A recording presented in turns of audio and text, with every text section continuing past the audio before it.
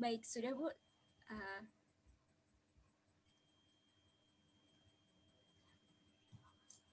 5, 4, 3, 2, 1. Hello everyone. Welcome to Fatima Al-Fihri Open University event. Today we will talk about revenge porn and sexual consent virtual meeting. Let me introduce myself. I am Dini Purnamasari, Communications Officer at Fatima Al-Fihri Open University.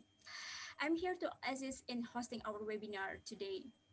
I'm super excited to have you here and excited about all the amazing conversation that we are going to have today. Let me remind you all that this talk will be presented in 100% in English. And now we'll get back to our speakers. An intelligent lady, Zoya Amirin, as clinical sexologist who works on educating the society to issues related with love and relationships. Okay, please welcome Miss Zoya Amirin. Hi, good afternoon, I guess, and good evening from some of you. I'm pleased to talking here about the revenge porn and about the sexual consent, because this is one of a big major things that we really need to talk to understand about the sexual consent, because one decision from another decision will impact how people endure or express and how they delivered sexual health. And so that's why I'm so happy when Dini was just contacting me and we discussed about the topic about sex education in terms of sexual health. So thank you, Dini, for having me here. Yeah. Uh, we are joining our live today. I will give you some short introductions about Zoya Amirin. Zoya is a psychologist with a specialization in intimate relationship. Uh, the specificity of her study made her first female clinical psychologist in Indonesia to have a sexologist certifications, complete a bachelor degree from the Faculty of Psychology, University of Indonesia, and a bachelor degree at the University of Indonesia. Oh, and she is major in clinical psychology and minor in industrial and organizational psychology. She also got certifications to the advanced of sexology studies at Udayana University Bali with FIAS, or Fellow Indonesian Sexologist Associations. Am I right? Yes, that's true. That's exactly a certification as sexologist. That's very important, Dini, because most of people, they have like a lot of background, yeah, and they're talking a lot of about sex, but they're actually not certified, and that was like a really big concern in the term of sex education, because when people talking about sex doesn't mean that they are a sexologist. Sexologists need to be certified, and the only one who can certify you as a sexologist in Indonesia, it's from Indonesian Association of Sexologists, which is it's based in Bali. And that was one of the things that we need to understand, that in this world, we also have the World Association of Sexologists, and every country have their own contribution to the World Association of Sexologists to make like a real, sexologist, prepare us, giving a sex education with fighting the myth about sexual health. One of the things that we are going to do today, actually. Okay, great. So today we will talk about revenge porn and sexual consent. Uh, be- Mm-hmm. Before we do that today, I will give you a short overview for all the fellow students. According to European Institute for Gender Equality, non-consensual pornography, or the most common form of which is known as revenge porn, involves the online distributions of sexually graphic photographs or videos without the consent of the individual in the image. Hence, many consequence results on the revenge victim, their families, and the society as well. which we'll get more into during our talk today. We will be waiting for your interactions and questions in the comment sections below with Zoya Amirin. Okay, Zoya Amirin, the mix is yours, please. Okay, thank you everyone for having me here. This is a very important topic, and I never ever actually tired talking about sexual consent. It's really, really important. The misconception itself, helping us to get through what actually really are, and the most importantly, I'm sick and tired that most of women actually become the victims of not understanding it, and because we living kind of in a world with a patriarchal system, it's make us as a woman vulnerable, because it seems like most people in the patriarchy world seeing women as how do you call it, like not a victims, like a second class citizen, and that make us vulnerable, not in a good way. So sexual consent is important. uh, it's still a long way to go to feel like respected, but we need to place ourselves, especially as women these days, to understand what is it. While you are understand about your sexual consent, you understand about your sexual boundaries, you understand what yourself, and that you deserve to be respected, no matter what. Yeah, it is what it is. Either you have a job as a prostitution, even so, whatever is it your job, like how old or how young are you, like whether which country do you live, respect is respect. And this is the things that I really need to emphasis on everyone who hearing this. And I don't hate like other gender than women. I really also want in the world where we are women and men, who's actually all gender, it's living in equality and equity. And the thing is, with equality, is about we respect each other. It's not about other gender is actually lower, than the other gender, and it's not the thing about feminism and sexual health. If you want to be happy in relationship, you need to have an equality in the relationship. And one of the equalities only can be true by respect each other, and most importantly, it's by giving respect willingly, not by assume that a man is like a better gender than the other, and it's not going to work with the harmony. So yeah, that's the thing. And revenge porn, like Miss Diane already say, is a distribution of sexually explicit image or videos, the individual without their consent.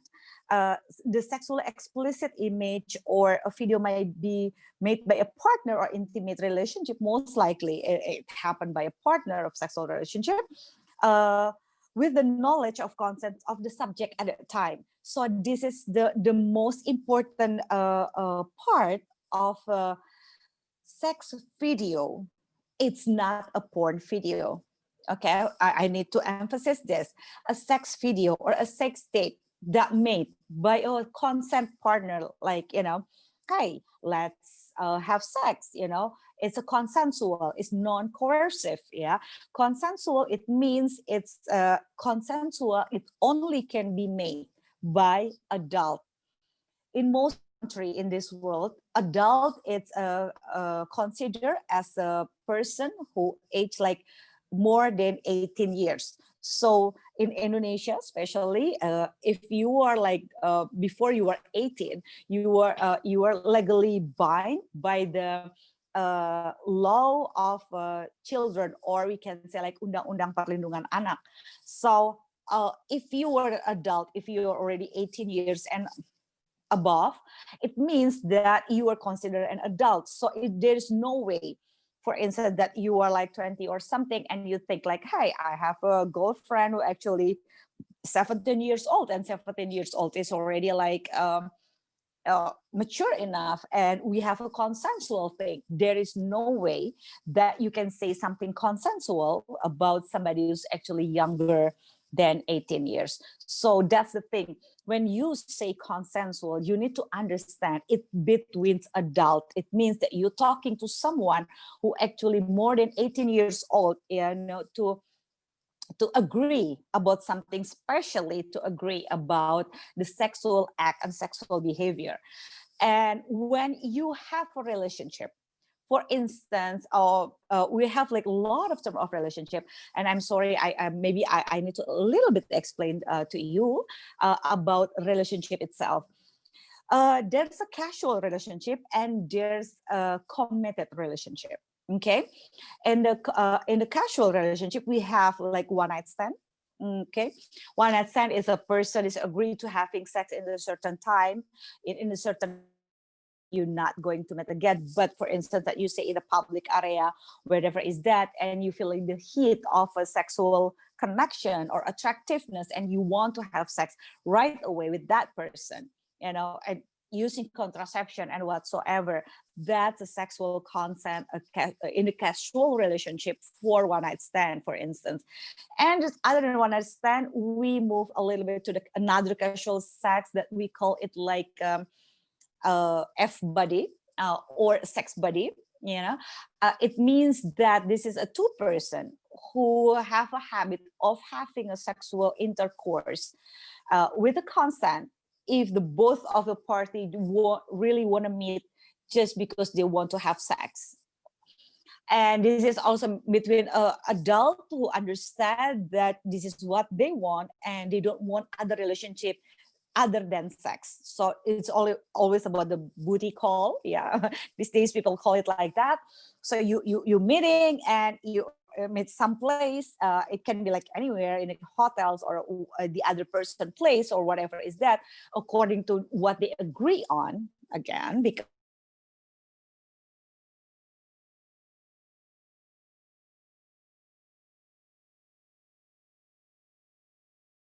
occasionally when a feeling arises, there's another thing that you can put in the agreement between two people.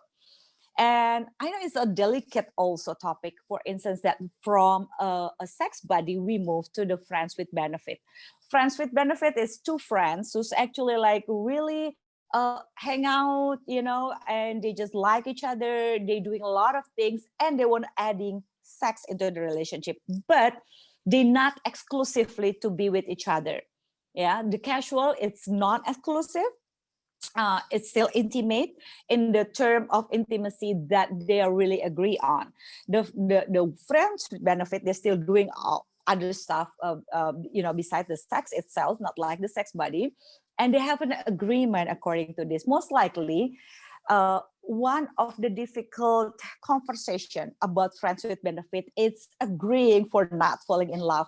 And I think the sexual consent of not falling in love, it's totally ridiculous and totally, pardon my friends, BS, because you cannot try to control your feelings. Your feelings, it is what it is, You cannot just push button like, oh, I want to fall in love with Miss Dini today. I want to fall in love with, uh, Henry Cavill today. I don't know, but you cannot push a button and arrange yourself to falling in love or not falling in love to other person. So the thing about falling in love is about your choice, about the consensual thing that will impact. It's about it's something you cannot control, but will impact your consensual thing in your relationship. So when feelings arise, it's only fair that you actually talking about it instead of just hush the other person, shut up the other person, and to just like, hey, not validate their feelings, because sometimes feelings is like a ghost. If I say it in Indonesia, it's like jalangkung, datang nggak diundang, pulang nggak dianterin. It's like you cannot know when the ghost is come or they go. They just like, it's there. So you cannot uh, uh, um, put a button. It's not a robot that you can fall in love with who and whom. So yeah, that's the thing. Then we move to the more exclusive relationship. We have two exclusive relationship. That's the in relationship kind of state that, hi, we are exclusive, some of people call it like boyfriend girlfriend. In Indonesia sometimes we call it like pacaran, and there's a term of you are exclusively and sexually only to be with each other, the monogamy kind of things. So I'm and there's a monogamy and exclusive thing. It's moved to engagement, the fiance and so stuff, and the marriage. And here we are on the exclusive relationship. People also have an open relationship marriage, and there's a lot of sexual consent and context in there.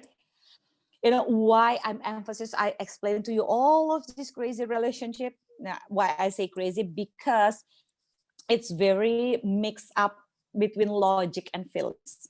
There's a lot of things that the relationship that I mentioned, from casual to consensual, from casual to intimate relationship, that actually monogamy and non-monogamy, the complexity between this can bring us, if we don't know how to articulate our feelings, how to negotiate our feelings in terms of the relationship that we want, it can get ugly. It can going south with the porn eventually. One of the bad output of the relationship that you cannot really negotiate, you cannot really, putting trust that big to somebody else or invest something in this relationship. It can leading, one of the bad thing can leading into the revenge porn. And that's why it's important for us to talking about boundaries, that whatever relationship that you have, casual, non-casual, monogamy, non-monogamy, you have to make sure that you really talk what you're looking for in the relationship. I'm not judging, as a sexologist, I'm not judging that which one is your choice, because when your body ready, sometimes your heart is not ready. When your logic ready and your heart also not ready, or for instance that your heart ready but your logic is cannot really make sense out of things, and it's okay too. So that's why you need to be very thorough with the boundaries, because boundaries, it means that how far you're willing to go sexually. What is it comfortable for you? Honestly speaking, coming from a professional and personal experience, one of the things I learned, as I'm a heterosexual woman, yeah, but one of the things that I learned, it's from my bisexual friends who actually also BDSM community, because they talking about boundaries like very very detailed, and they really have like a lot of big concern as much as their love to each other. I'm not saying that all BDSM or kinky community was like this, but I learned professionally and personally from some of the kink community and the BDSM community, because they actually really try to explore which one is pain, which one is good, and they talking about consent, they talking about um, pleasure, they're talking about process their feelings, and I like that process, which is well, with all due respect, us as a heterosexual sometimes taking it for granted, like, hey, since you're a girl and I'm a man, am I doing it a lot of times, so I will doing all the moves that I think will work in you. And we have a lot of assumption that's actually broken the relationship and trust itself, and that was like awful. So boundaries, it's just about that you try to your partner engage in intercourse, okay, a sexual contact. And boundaries is about you not going to feel pressure, in every kiss, in every touch, in every lick, in every sensual, or every move that your partner make. But sometimes you figure it out along the way, that you need an emotional rescue. But getting to know yourself, which one is your boundaries, which one that you feel like, okay, this spank, it's too much, or this spank is actually sexy.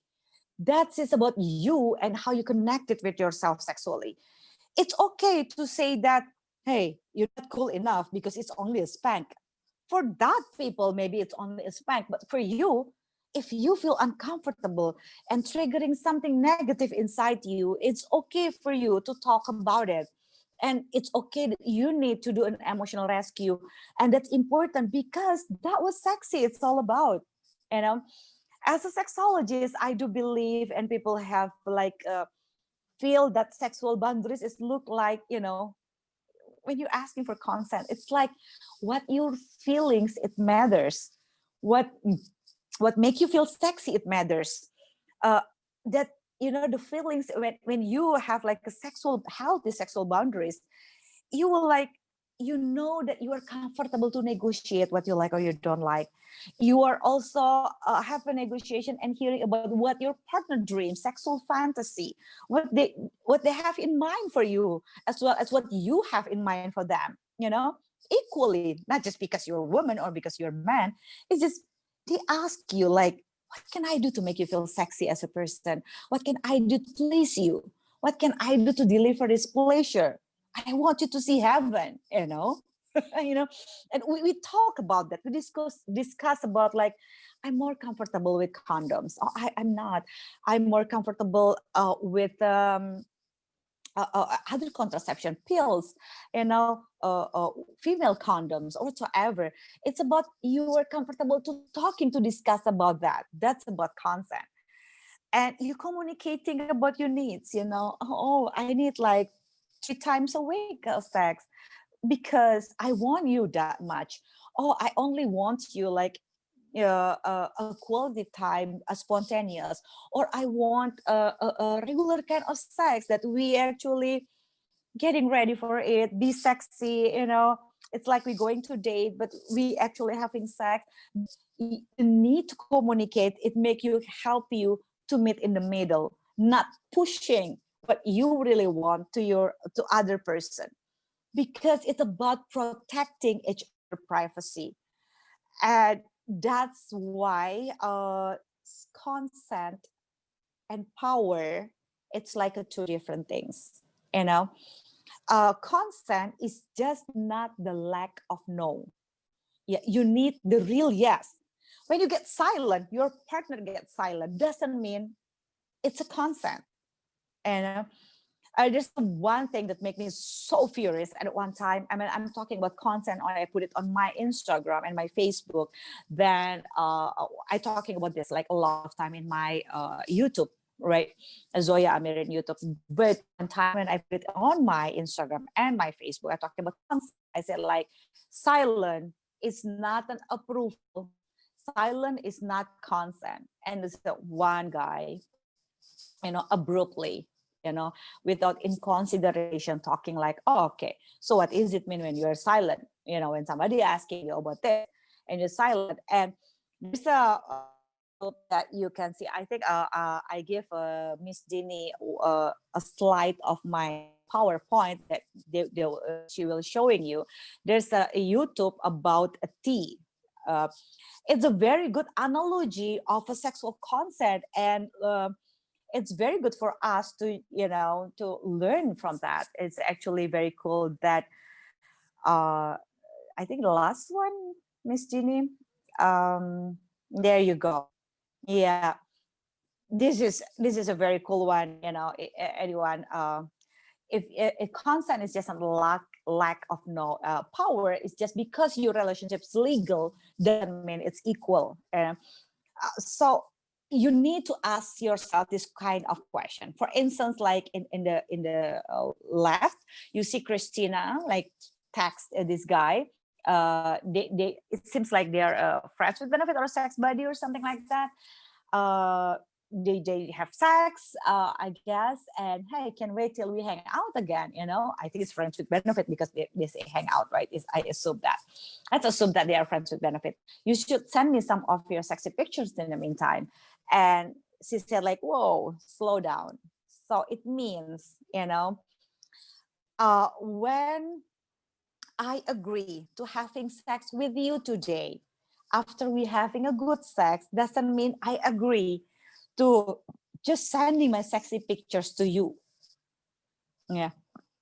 If I agree to send my sexy pictures or video to you, doesn't mean that I agree, for you to sending it to everybody else. And some people think like, hey, you always want to have sex, like yesterday you want to have sex, but doesn't mean that today I want to have sex. uh, I agree to have sex with you, but I get drunk, then I faint, or you just totally drunk and I don't remember anything, then I just have sex because you just say yes before you are conscious. No way. You have to ask it, because consent is a real yes. Yeah, say what you want, uh, ask what they want, and respect the answer no matter what. For instance, that's so hard, it's a dating rape. You are already agreed to having sex with this person, and you chip in probably, or not, or maybe the other person who's actually like paying for the room. You go to the hotels, you are get ready, and suddenly, as a human, sometimes we just like discourage ourselves, not because we never having sex before. It's just for this particular moment. And is it okay too that you not feel comfortable for having sex with this person, despite of you are having sex 100 times before with other people before? Doesn't matters. But when you are here with this person, you change your mind, you don't want to have sex.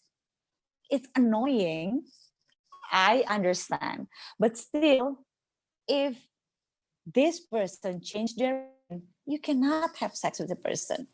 Yeah, I know that sometimes we kind of put ourselves in a difficult position about sexual consent, just because we change our mind, but still no, it's a no. When you like just because your relationship is legal, just because you are like married already, you are like in relationship exclusively, but doesn't mean equal is equal. You need to trust each other equally. Autonomy and separate and activities, it's two different things. That you are, because this is your wife, because this is your husband, doesn't mean that you automatically want to have sex every single freaking day. There's a time that you just don't want to, not because you're tired, just because you're not in the mood, and you're allowed to be not in the mood. And sexual consent, it's all about that. Then the consent, for instance, like in Indonesia, there's a scandal about the 19 second video made by a person, a very public figure. Is actually the 19-second video so viral. She's actually it's a very a social media darling. Uh, and she has like a very little kids, yeah, that very active. And how do you call it, and TikTok. And there's a leak of a 19-second sex tape between her and the other, like a male person in there, that is actually not her husband, I guess. It's like, I don't know, I think let's say it's a boyfriend. And it was a scandal and so viral in Indonesia. It's like very huge, like whoa, kind of things. But most people are more concerned, like, oh my God, why are you doing that? And it's like, it doesn't matter. This is a two adult who actually agree to having sex, in whatever term that it, they are consensual. There's no coerciveness, and they're recording it. But the thing is, I don't know that somebody else make it just leaking it to the public and make it's like a porn, because porn is like an intentionally to arouse public, in term you make something to arouse public intentionally, the intention that make it like that. But the thing with revenge porn, you go to a relationship casually or intimately exclusive, then it goes south and you broke up. you don't like the deal, at the end of the relationship, you get you brokenhearted, and maybe it's a ego bruising also. Then for all the memory, that the consent that somebody else giving you, when they actually have this kind of consensual relationship with you, then you put it that on internet, then it become a revenge porn. That it means that you try to smear campaign this person just because it's something that you not, because you are angry, and you try to do this without their consent. It's it's a character killer. I think it's a, in Indonesia we call it like pembunuhan karakter. It's a shaming that women always get the worst part of the deal, and it put their life on a shame situation, and it's really hard to get over something like that. So when somebody give you consent, sometimes you're using that as if that you have power to do something bad or good, to this other person. And this is scary, but I'm glad that in the most world, I know this is not like fair, but in the most place in this era, that most governments actually care about the revenge porn itself. There's a lot of rule, government rules and whatsoever, that try to back up this idea. I know it's not totally ideal, but at least we going there to protect the people who, who just like being victims of the revenge porn. So that's pretty much some of the things I would like to share with you, that how important is to have consent, that when you have consent to having sex and even recording it, it's not the same consent that it's okay, since you are in there and you also in on that video, and doesn't mean that it's okay to just like releasing it to everybody else. So consent is about, yeah, it's about the agreement of today. There's the agreement of other parts. So you really need to ask for their consent. This is like a simple like, hey, somebody else like Miss Dini, for instance, somebody else, Miss Dini, you just talking with Zoya, so you must be know Miss Zoya number. Oh yeah, I know her number. Miss Dini not just going to give my number to anybody else. She will ask me like, "Hey, Miss Zoya, sure, somebody else like need your number because they want to you to speak to their seminar or whatsoever. Is that okay for me to sharing it with?" Even it's just something really good actually. But this is a courtesy that we give to each other, So the same courtesy that we also need to give to relationship. No matter like how bitter you are, like how angry you are, revenge porn is not the answer. And the hard part is to the person that we need to back them up, because let's not be the society for not giving solution. For instance, like, hey, it's your fault. Why are you sending that naked picture? Why are you doing that? Why are you recording it? It's like, we are like beyond that. They are like mature adult. There's a consequences. And revenge porn, whoever doing that, it's their fault, not the victim. So we need to do stop victim blamings to help the victim to be survivor. And we need to give credit more to women, not to put them in the position that is very hard. Sometimes in Indonesia, I say something like, kita masih sering menjadikan perempuan sebagai sumber maksiat, ya. We see women as a creature of the source of sin. When you for instance, it's like Miss Dini is wearing hijab, but if Miss Dini looks so good in their hijab and make a man still like, feel aroused, feel agony sexually, it's her fault. So we need to beyond our clothes, that we need to be respected no matter what we wear, hijab or no hijab, even in bikini, when we are just like swimming in a pool or whatsoever, how tight is it, how loose is that our clothes, it's not divine how we should respect each other. And this kind of thing will help some days to help all the victims to become a survivor instead. And we really need to focusing on how to deal with the people who doing something like that, the offender, because let's not let them get away with the stupid things like, hey, this is your fault, why you were so sexy, why you keep doing that. We have to stop doing victim blaming if we want to deal right-handed, and we just like want to deal become a problem solver, especially in revenge porn. That's my word, Miss Jeannie. Okay, that was interesting topic for me, Miss Zoya. So we have some questions here on comment on Facebook. So the Mm-hmm. first one is from Listia Wida.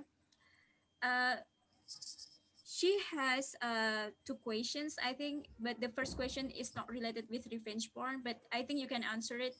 The first one is Sure. about what do you think about unhealthy sex, left Mm-hmm. watching porn before having sex, like kind of like that. Mm-hmm. And the second Mm-hmm. one is sexual consent matters even in marriage? I think, Mm-hmm. yeah, that is the Okay. first and second.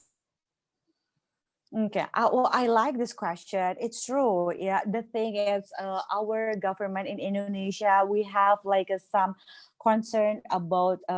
We have like RUU PKS, Rancangan Undang-Undang Penghapusan Kekerasan Seksual. We just like this is being on and off since 2017 because we want to do something with marital rape. It's ridiculous, but one of the countries actually already agreed that there is such thing as marital rape is Singapore. You know, uh, well, Singapore, it's you cannot.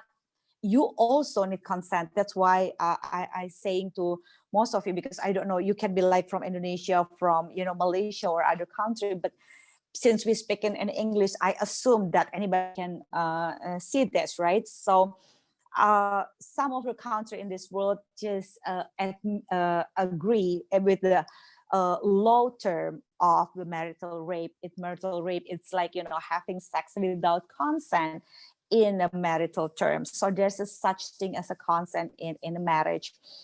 Why? Because in my case, professionally, I meet so many people and I don't know how to protect them, besides just like taking them and giving them education about sex. But I need my country to protect also these kind of things. And for instance, like um, the wife is not ready to having sex and the husband is just like pushing it, and especially when they not. And in some of the Muslim religious, I'm not saying all Muslim like this, but some of the not so good person who's actually forcing their wife using the quote from verse of the Quran, for instance, like, hey, you will be dilaknat malaikat, what's that in English, like the angels will like, I think like sending a punishment over you, or if you're not having sex with your wife, if your wife refused to having sex with you. So it's kind of patriarchy, as well as it's true religiously. Most Muslims in Indonesia actually believe that true, but sometimes the Muslims patriarchy guy, when they're using the Quran as like a religious agreement, that you have to having sex with your husband either you want it or not, because the angels will like sending you punishment if you're not having sex with your husband. And sometimes the husband forget that the angels from God also will punish them if they're not seducing their wife first.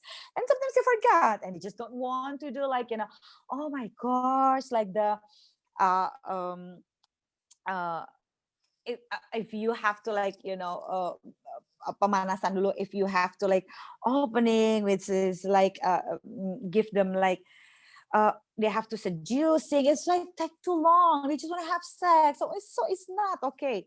When the religious statement, it's comply with them and they agree. When it's not, and they just not agree. So you need to understand your position, your sexual bargain power in relationship. I believe that all religion in this world is good. It depends on the person how to using it. Just like statistic, I guess. I'm not comparing like religion and statistic. It's just like statistic. It's like statistic. You can use the statistic number for good or for bad at the same number, because statistic, it's like the number, it's reveal everything but not the important one. It's like bikini. When bikini, you feel like people would just like open, right? But they reveal the important one. So it was like that. It's reveal everything but not the important one. So when you are in relationship, I think it's also you need consent. Why? Because consent is so sexy. you know when your partner, your husband and your wife, like, hey baby, ibadah yuk, let's do something, let's have sex.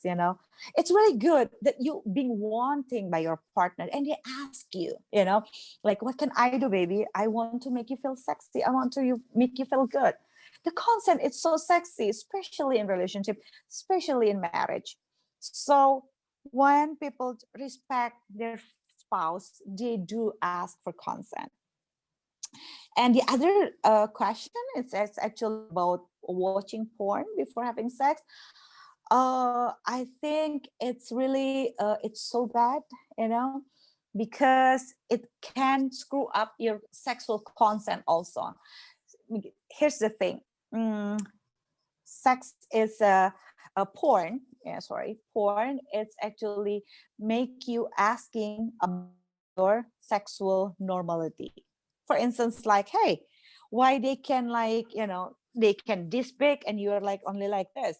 They can have sex like this long and you're doing this. You keep questioning about your sexuality. So porn is keep make you questioning about your sexuality, make you questioning about normal or not normal. So it's not good. And the thing is, there's a lot of research that you can find out that porn, it hijack your intimacy. One of the book that being told by Gail James, she is one of the, I think it's a social worker from San Diego State University. There's a one time I'm so lucky that I met her in person in the term of fighting pornography in this world, and I'm the only Asian there. The other person is like most likely from all over American and Europe. So it was like a very big concern for all of us, as people who care about sexual health, that porn is really bad for you. It's a bad news. If you want to study about sexual health, if you want to find a good position with you and your husband or your wife, don't watch porn. You can go to a sexologist like me. You can see, like, you can try a new position. You don't have to be compared with Kama Sutra. It's too demanding and it's not even real. Okay. So we can help you to figure things out for you. You can find a position as long as you be more concerned. Don't be too acrobatic, because it's not always that good. Whatever that you watch on the porn, it's not happen like that in real life. Women not just easily, turn on and get wet and lubricate every time you just, like, wink your eyes at them. You have to build your sexual tension. You have to build intimacy in the real relationship. So when you watching porn a lot to get aroused, and it's not organically attracted to your partner, and it will be worse at most people end up in my counseling so far. It's from a partner, from couple, from individual who actually put more of their expectation on porn, or they go to the, like, sex localization. For instance, you go to places in red light area in Amsterdam, or you go to the Patpong in Thailand, then you have a certain performance in there, and you expect, your partner will be like them. people in the place of like red light area, prostitution area, and they perform that, most likely they are a sexual athlete. They have to train themselves to perform sexually like that. And you cannot expect that from your partner to be a performer, which is, it's not intimate relationship itself, because there's three things that you want from relationship, from sexual relationship. Sex can, for reproduction purpose. Yeah, but if you can have kids, doesn't mean that the sex is always good, right? And second of all, that you want for recreation. You want to express yourself sexually. You want to be wanted. You want to be a sexual person, either you were a man or you're a woman. And the third is to relation. So if the sex is not building the relationship, if the sex not make you feel good, not make your partner feel good, feel sexy, feel wanting, feel a whole person, so what is it? Cat and dog can have sex just for reproduction. We're not. They don't care. The cat don't care about like, is it going to be good or not, but we do care because we're human. We put meaning to every action that we have, so it's really important. So sex, it's good if it's organically from you, instead of you try to inspire yourself using porn. The organic way to get connected and aroused at the same time without porn is by sharing your sexual fantasy. Try to accept your partner without like, smirk on them like, oh my God, you're so weird, not by saying something like that. Yeah, it will kill the relationship itself like right away. So by saying something like, oh, this is very nice, oh my God, I don't know you have a wild side, because sexual fantasy doesn't mean that you have to do it, all of it. Like, you have to apply it in real life. No, sometimes fantasy, it's just a fantasy. It's good to sharing it with your sexual partner because there's trust. If there's trust, there's respect, and this respect is going to be like, it's going to be leading to good, meaningful sexual thing. And that's what all we want in the relationship. Did I answer it all, Miss Dini? I'm sorry. Yes. Sometimes Yes, I'm just like so excited in answering it and all. I Did I think that miss was great. any? Did I miss any question? No? It's good? Yeah? No, but we have Okay. another questions from Mm-hmm. Stefa Sabadina.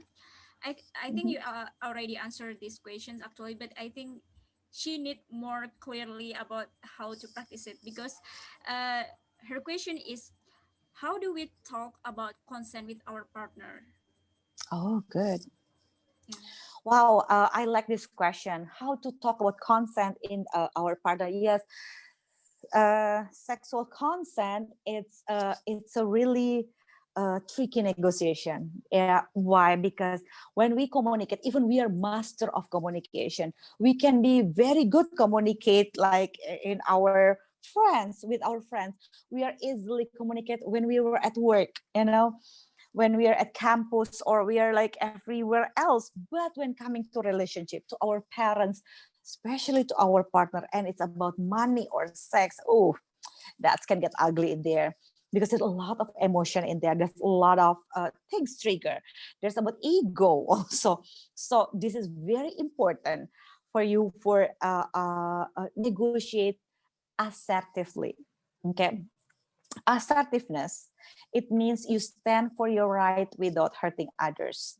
Okay, for instance, when you negotiate your consent, yeah, for instance, it's as simple as this: you not in the mood for sex, not because you're tired, because people say like, oh my God, I'm tired, I'm so stressed, and blah blah blah, blah. Well, even you're not tired, even you're not busy, you're doing nothing, you can, and you allowed for not in the mood for sex because you're a freaking human. As simple as that. So when you don't want sex, and your partner, your husband or your wife actually wanting sex, it sucks sebenarnya. It sucks actually when we reject them. Nobody wants to feel rejected sexually, right? It sucks. Even when we asking for our partner rejecting it, it sucks. So when you say no to sex, you always have to say yes for love. You know, you can hold their hand and say like, baby, I'm so sorry, I'm just not in the mood today. I don't know what's really going on with me. I even don't know what to figure it out. Don't don't take the easy way just by saying, if, especially when you're not tired, of course. If you're tired, of course, you're loud. But when you're not tired and you're not in the mood, please don't say like, oh, I'm tired, baby. And it was like, what with you when you're tired all the time? So just try to be honest, like, I'm just not in the mood. I don't know why. So if I'm in the mood, I will initiate the sex. I will make it happen for both of us. Even I have to massage you, I have to kiss you all over whatsoever. But when I'm in the mood, I'll do that. So people can see this as like, oh, she's just not in the mood for sex, so it's not me. Because when you're rejecting one person over and over again, they will think like, most of people will think like, I don't know, it might stink me, Zoya. What? It's like, why my husband not interested in me?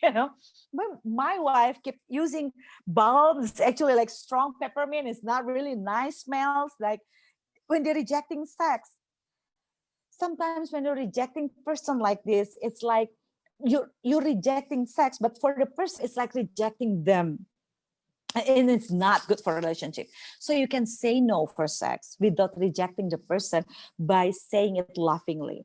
When you say laughingly and assertively, you always start with stating how you feel. Yeah. Assertive, yeah. It's always stating with, I feel not in the mood today, darling. I just feel swamped. I feel I want to be like you know if you cannot say anything that start with I feel happy, I feel glad, I feel sad, I feel down, I feel low, it, and don't say it. Because in relationship, when you want to negotiate about your consent, you say it assertively by starting it with I feel. It's like, I feel comfortable if we both using condom, if you using condoms, because I want to have sex with you without worrying that I'm going to get pregnant, or uh, you know, even I'm already use like other contraception. For instance, I'm on pills, but when you're using condoms, I feel that you try to protect me because we both are healthy. Or hey, let's not using condoms because I don't like the feel of it. But I feel I want to be a trusted person because I already get tested. I get tested for HIV. I get tested for other text, and I want you to feel comfortable with me when we are having sex, even when we're not using condoms. But you make sure that you get tested, right? And it's not just because you're saying it. It's not your way of being flirtatious, but you want to be a trustworthy person. So whatever you want to negotiate in terms to get the sexual consent, be here by your partner, and and asking about what they want in the relationship sexually. Also, you can ask like, so how do you feel about this, darling? And do you feel comfortable? Do you feel okay we are having sex in a balcony? Or you're afraid of hate? Are you feel comfortable when we just like take a shower with each other? Or it's too personal for you? Because you cannot smirk on something personal or not personal, because everybody is different. We have a sexual, according to Barry McCarthy in the Sexual Desire book, he said a lot of things about that people are so dynamic. You can want a lot of things and different things at the same time, because we have our sexual context and we need to sharing it with the person that we are having a sexual relationship with. So using an assertive communication, in conclusion, that the sexual communication can make help you to just like be a trustworthy person, and you respect your own boundaries. So you can saying it without hurting others. It can be sting at first, and it can be like you need to practice. Even for me, that's why I like talking like this. When Dini was just proposed me about this, I really enjoying this. Why? Because I also still in a practice to do my sexual consent, to do my assertiveness skill, because I can be assertive to certain people, but I cannot be other people. For instance, my in-laws. I'm still struggling with that. Like, oh, or ex, well, ex-husband, for instance, or it was still like, wow. So there's a lot of things that you need to practice, because some some people will drive you crazy. Some people just like so easy to be assertive with. Then it's okay because we are human and we are in progress. The most important thing, you realize what it is and you try to practice it every single time you have, especially to negotiate what you want, and to have a good sex life, because everybody deserves to be happy and enjoy the pleasure of sex itself. Okay, that is great. Uh, we don't have any more questions in Facebook comment sections, but follow them. Have one questions. Is that okay? You want to answer it? Sure, sure, Okay. sure. It could be the last questions. It's about how serious is this issues and where is Mhm. it most popular in which countries? Wow. I think how serious is issues. This is very serious. Yeah, we don't want to put women more hard position. When one woman simply agree for a consensual sex and they want to recording it, they hope it's supposed to be it. I know, like, broken heartedly, for me also, I encourage women for, please be careful, because even sometimes, we know the famous like Kardashian, Paris Hilton, you name it, even in United States, which is like very structured, and with the, the legal option was like so quite a strong, I think, we don't, in Indonesia we don't even have the RUU PKS yet, but with all of the law like that, still, this is like killing the person from inside out. So this is very important. So let's respect each other, and please be careful, once you're like recording it, since in the technology era, this gadget can be also a powerful tool. At the same time, it help you to open your mind to a lot of information, but give you a lot of shitty things too that actually you don't really need. So what you're going to do with it, it's going to be important. So let's be careful in recording it, in giving, especially for you teenagers who may be listening to this. I don't know if this is no age restriction, that I would encourage you for teens, like when somebody try to contact you for, like, they are there, they are strangers, you never see their face, you only see pictures and texting, and they encourage you, they listen to you and stuff like that. Don't forget that this is actually a grooming kind of things that will leading you into a revenge porn, or can groom into bullying, cyberbullying. They asking for your naked picture, but they will asking like something sexy. They will say, and one thing led to another. You trust this person because they've been talking to you for 3 months, right? So what is trust? So when you are in relationship, before you decide to recording your sexual intercourse, your private moment and private time and private part of your body, yeah, or to giving it to strangers or whoever is that, just I want you to asking this question: what is trust? Can I trust this person? Either they are your husband, your wife, whoever is that. Just ask yourself this: can I trust this person? If this person, I don't know, for some whatever crazy reason, violate my trust over these things, what can I do to do this? Are you brave enough? Do you have a support system? Don't kill yourself, because it's not going to solve anything, and you are precious despite of whatever that you're doing, not because you're a dirty girl, just because you're sending some naked picture to strangers, to boys, to whatever is that. No, it's not divine who you are. It's just like one bad decision, not divine that you are a bad woman, a bad person, not because you're a slut, no, it's not. It's just one bad decision, and it's hell, and you have to face it every single day. So don't be too hard on yourself. Asking for like a counseling, because it's going to be depressed, yeah, and nobody deserves to be treated this way. So it's very important that why this is matter. It's like important because it comes with self-respect.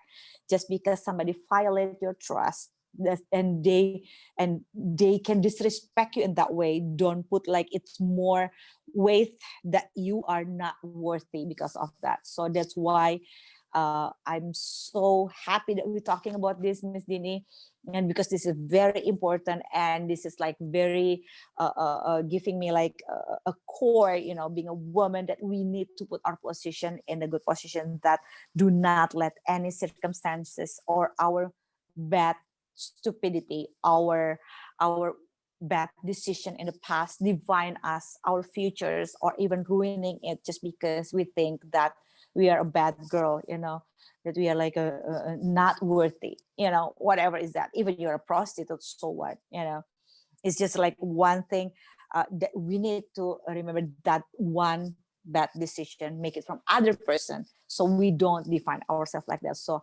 this is like make it very important for this topic about the sexual consent and the revenge porn. Please do something about it, because somebody need to pay, and it's not you. The we are victims of this, and we have, the only thing we have to do is be survivor. So for the offender, whoever they are, they need to pay the price. I know it's a long way to go, and sometimes it's a very hard and tiring fight, low money, energy. But whatever is that, do an emotional rescue. Find a psychologist, or a sexologist like me, find out, ask for counseling, because it's important, because you are precious, no matter who you are, or how old or how young are you, or whatever that you're doing, whatever is your job or not a job. I think that, Miss Dean. Okay, thank you so much, Miss Zoya. For me, it was an interesting topic because, to be honest, my friend also having she has a victim for become revenge porn by the other I'm person, sorry. I'm and sorry. yeah, so I also assist her to go to the National Committee of the Woman in Indonesia. It's Mm-hmm. called Komnas Perempuan. Yes, yes. So yes, so Komnas Perempuan assist her to what to do next, because Mm-hmm. she also desperate, and sometimes she need to having a relaxation, something like that, because she want to suicide like that Yeah. seriously in front of my eyes. So I think Mm-hmm. that is serious issues. It Yeah, is. It is. Oh yeah. Uh, especially in Indonesia.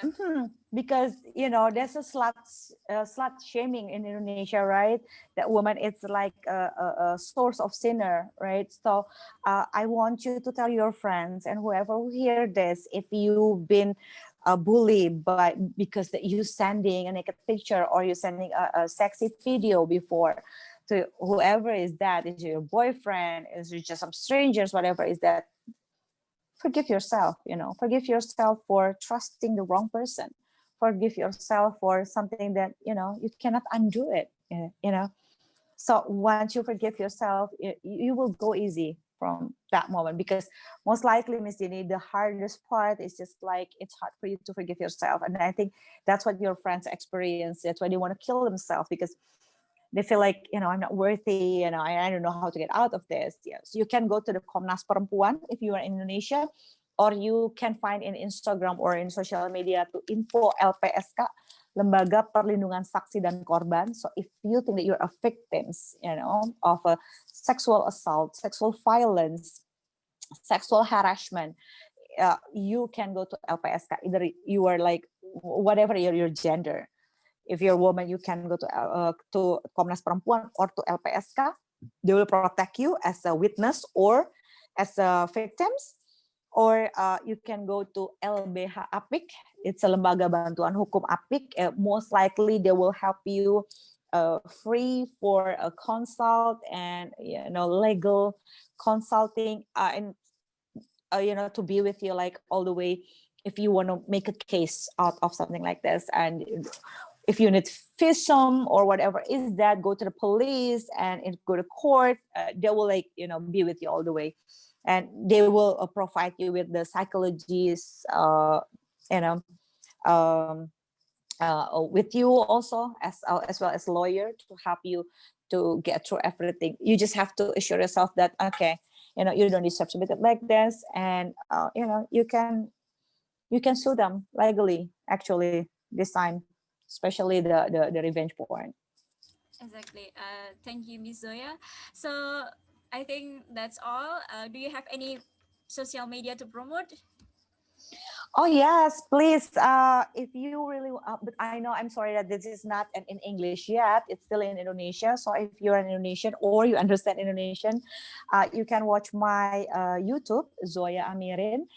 There's a lot of sex education about love, sex, and relationship is in there that you can find some of my interview with real couples, with adult models, as well as with regular people, what their sex life. And I really hope that you can learn from all of the real case. I don't put drama in there. I only put like real case there that you can just like sing there, or you can update, and we can get connected our social media like to Twitter, Instagram, as well as Facebook fan page. I have like all in the same name like Zoya Amirin. But make sure you have the blue tick in there because there's a lot of Zoya Amirin, fake Zoya Amirin, Exactly. and they like a predator, especially for like a woman in hijab, because they think like I'm a woman sexologist, and they're asking about like sexual part.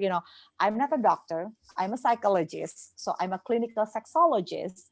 That I never ask for your body part. I never ask for your, take your picture of your breast or your vagina. No, I never ask that. So, okay, because I'm not a doctor. I'm not even allowed to do that. So if there's a picture of me then asking about something like this, please reporting it because I'm sure it's not me.